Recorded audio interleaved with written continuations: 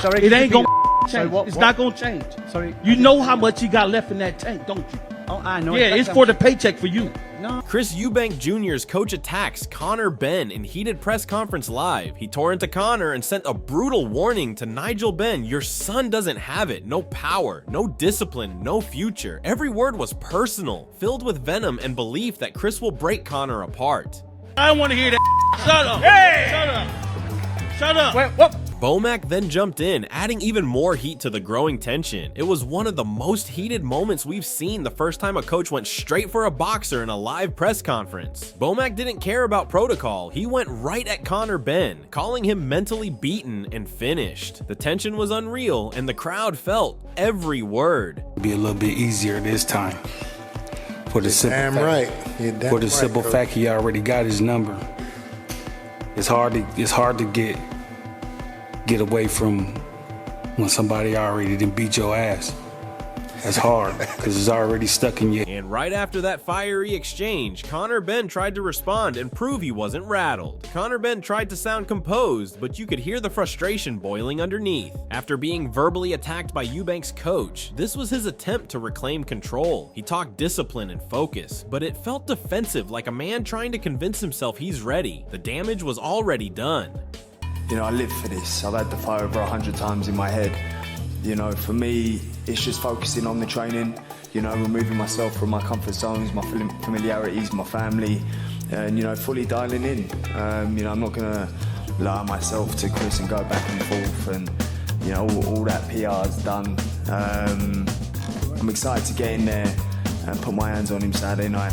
Tony Bellew called it exactly how it is, chaos or not. The hype is unreal. That heated press conference turned this rematch into a national spectacle. Fans aren't just watching a fight anymore. They're watching a grudge that's now personal. The energy around Eubank and Benn has exploded. But I think this fight's just gone to another total. It's absolutely grabbed the public interest now to another level, isn't it? This is quite simply the biggest fight this country's ever seen. Chris Eubank Jr. spoke like a man in total control. No shouting, no emotion, just confidence built on experience. He's studied Conor Benn once and believes that's all he needs. In Eubank's mind, the fight is already solved, the puzzle already complete. That calmness is what makes him so dangerous. You know, I could get hurt in spars with guys, but after I sparred you once, I know how to deal with you for the rest of my life. And with Conor, it's no different. I know his weaknesses, I know his strengths, I know his capabilities, his limits. And Duke McKenzie followed up, pointing out exactly why Conor Benn's approach could backfire again. Duke McKenzie hit the nail on the head. Conor Benn's talking knockout power he doesn't even have. At welterweight, he was average, and at this weight, he's punching through mud. Eubank already took his best shots and walked through them. Conor's overconfidence is turning into comedy at this point. Really his style, Conor Benn. Conor Benn's not a massive puncher, not even at welterweight, so really he's kind of mugged himself off a little bit by saying, I'm going to knock this guy out. He didn't give Eubank enough respect. Like I say, he was throwing shots at several points in that fight and he wasn't even looking where they were going. It was just like head down, just winging the shots over. Adam Smith kept it professional, but he knows the truth controversy sells. That explosive press conference didn't hurt the fight, it supercharged it. The hostility, the insults, the tension, it's all building towards something unpredictable. The whole country's waiting to see whether Conor can back up a single word he said. Price is big for the casual fans. Do we condone it? I mean, in boxing terms, should that happen at a head-to-head? Of course not, but these things do happen. This is the fight business, and it's just made it even bigger. And we wait to see what happens next. Eddie Hearn sounds like a man trying to control chaos. He sees what everyone else sees. Conor fights with emotion, not intelligence. Against a seasoned boxer like Eubank, that's suicide. Swinging wildly might look brave, but it only exposes him further. Hearn's advice is simple: think before you throw. Follow the weight classes. You have to follow directions and orders, and you know that's why we have weight classes. For 1 pound makes a huge difference. I mean, this guy was almost fainting trying to make weight. Johnny Nelson gave Conor a small lifeline, but even his tone carried doubt. Sure, Ben might improve a little, but Eubank's ring IQ is the real difference. He's already figured Ben out once, and that kind of knowledge doesn't fade. Conor can be better, but Eubank can be smarter, sharper, and far more dangerous. Do you think Conor Benn will be better in the second fight? Yes. Does that mean that you think that by him being better, and there's no more left for Chris Eubank, that Conor Benn's able to bridge the gap and get an outcome in the second fight? You do? He couldn't have done any more. If he could have knocked out Conor in that fight, he would have done. He just couldn't get rid of him. And Conor stuck it. So regardless of him being surprised that Conor stuck it out a lot more, he couldn't get rid. Johnny Nelson might rate Conor Benn's confidence, but that doesn't win fights. The truth is, Chris Eubank Jr. has already proved he's got the timing, the composure, and the experience that Conor still lacks. Nelson's point about youth means little when you're up against a fighter who's been through wars. Eubank's discipline and control will always outshine raw emotion. Conor's energy can only take him so far before he walks into something sharp. Nelson's prediction gives Ben hope, but it feels like a gamble based on passion, not logic. Eubank's still the man to beat, too experienced, too hardened, and far too intelligent to fall for the same mistakes twice. Personally, I just think the last performance of Chris, I thought you've got nothing left. You've got nothing. There's no more improvement on what I'm seeing there. And I know there was a weight issue and all the build up to it. I thought there's no more improvement there. Does that mean you think do you think Conor Benn will be better in the second fight? Yes. Does that mean that you think that by him being better, there's no more left for Chris Eubank, that Conor Benn's able to bridge the gap and get an outcome in the second fight? Tony Sims, on the other hand, seemed fully confident that Ben's preparation would make the difference this time. Tony Sims sounds confident, too confident maybe. Every trainer has to back their fighter, but saying we're gonna win doesn't change the fact that Eubank already broke Ben once. Historic? Yes, but for all the wrong reasons if Conor isn't careful. Fans remember that first fight Eubank stayed calm while Conor lost control. That difference in temperament decides fights. Sims might see motivation, but Eubank sees predictability. The more Ben talks about legacy, the more pressure he piles on himself. Eubank thrives in that environment, Ben cracks under it. Sims' enthusiasm is admirable, but this isn't history in the making. It's deja vu waiting to happen. So I think he'll get a lot more people wanting to tune into that fight, and obviously we're going to win the next fight. And but yeah, looking forward to it. Looking forward to getting Conor Benn ready to fight, and it's going to be historic. It definitely. Duke McKenzie couldn't hide his excitement, and he's right. The first fight delivered everything boxing fans crave: drama, tension, and pride on the line. It wasn't just a bout, it was a spectacle. But beneath the surface, there's still unfinished business. McKenzie's praise highlights just how powerful this rivalry is, not just for the fighters, but for British boxing itself. However, no matter how big the stage, the skill still decides everything. Conor Benn may bring energy, but Eubank brings control, precision, and a point to prove. This rematch isn't about hype anymore, it's about redemption versus exposure. And the question remains, can Conor handle the same storm twice? Like I say, the fight wasn't a letdown because it was a good fight, but as an event, you won't get a better event than that, and they'll have to go some actually to surpass that, or even equal that. Let's just hope they get the same turnout in terms of the numbers, people going through the live gate and watching that fight, because it was a great event. There's no ifs, buts, or maybes. You won't get world title fights that actually are a better event.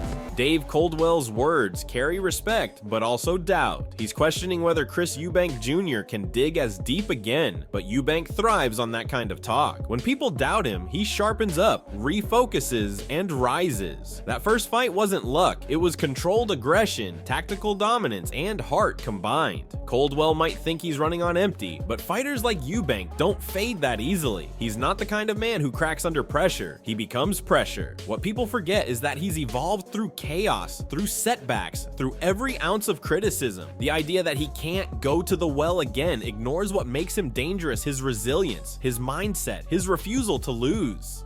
Eubank doesn't just fight to win, he fights to prove he's still a force. And if Conor Benn believes that engine is slowing down, he's walking into a nightmare. And I don't think at this stage Eubank can do a lot more else. He'll try and do what he did, on fight night. It's whether he can go to the well again. I don't think so.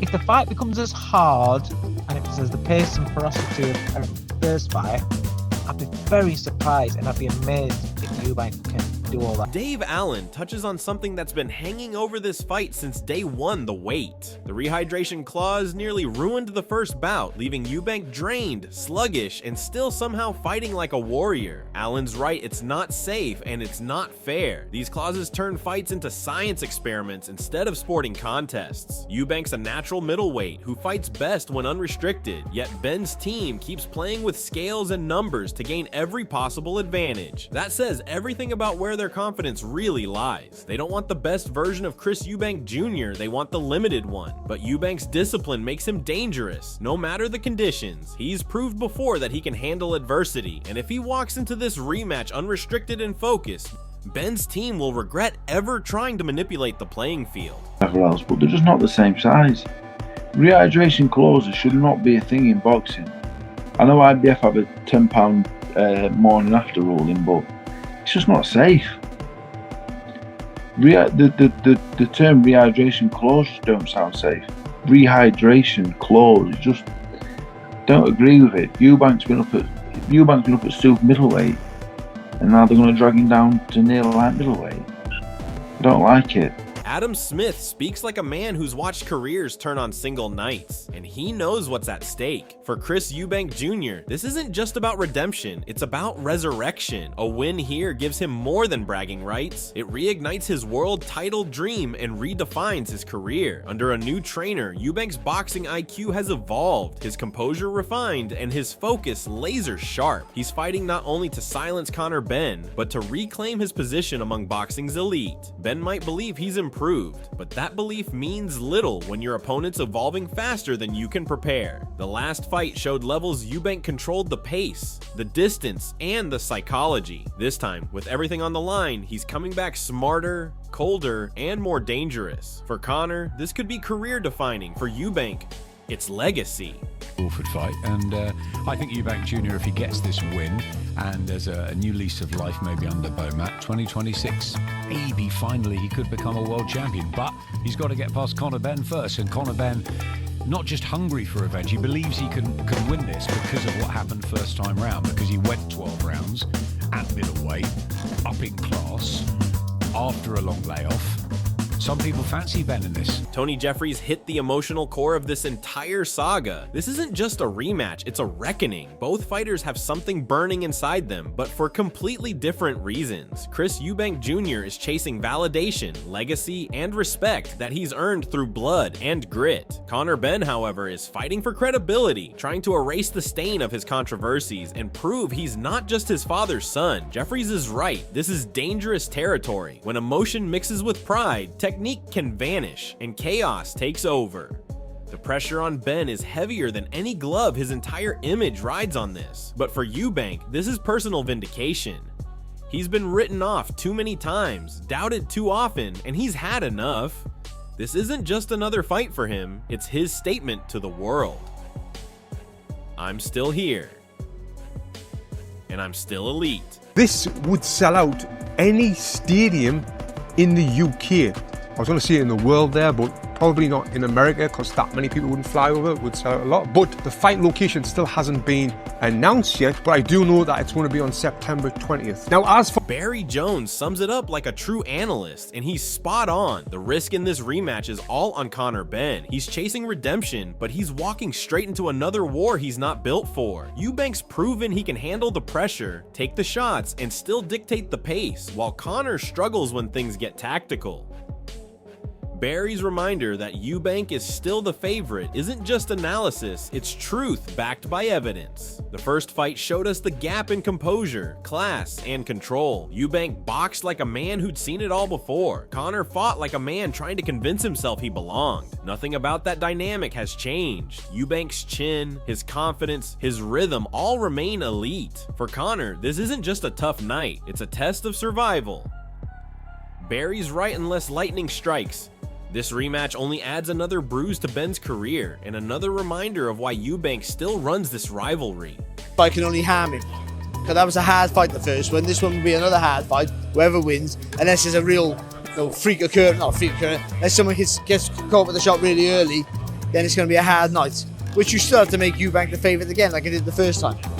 I mean, so This rivalry has gone beyond boxing. It's now about pride, family legacy, and unfinished business. Chris Eubank Jr. fights for redemption, a man determined to prove experience and composure still rule the sport. Conor Benn fights for respect, desperate to step out of his father's shadow and silence the critics. But history favors discipline over emotion, and Eubank thrives when everything's on the line. One mistake from Benn and it's lights out again. This isn't hype anymore, it's a grudge with consequences. Who are you backing, the composed technician Chris Eubank Jr. or the fiery challenger Conor Benn? Let us know your pick in the comments. This one's personal.